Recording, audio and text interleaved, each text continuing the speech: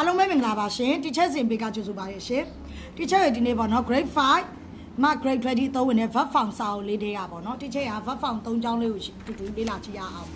verb form 3ကြောင်းကိုမလေ့လာခင်မှာဒီ verb form နဲ့ပတ်သက်တဲ့ချဲတို့က formula လေးရှင်မျိုးအရင်ဆုံးသိရမယ်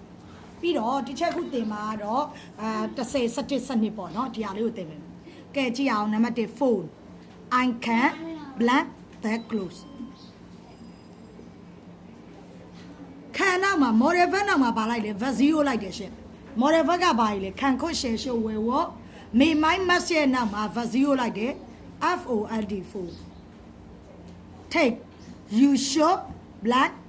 exercise regularly show ရဲ့နောက်မှာလည်းပါပဲလေ model verb နောက်မှာလည်း verb 0ပဲလိုက်တယ်ရှင်ဒါဆိုရင် take ထိပ်ပဲ has I usually blank let at 12 o'clock in the afternoon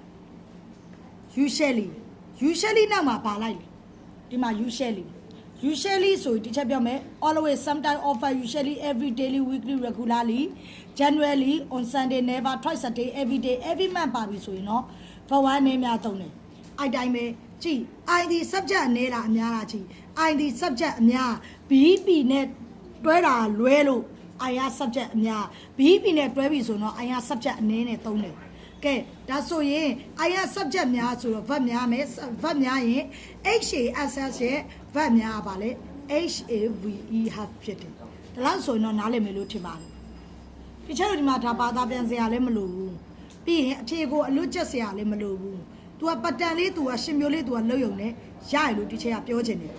โอเคကဲဒါဆိုရင်ဒီချက်တို့နောက်ထပ်ပေါ့နော်ပုံစံလေးချက်တူထပ်ပြီးလေ့လာကြည့်ရအောင်အားလုံးကျေးဇူးအများကြီးတင်ပါတယ်ရှင်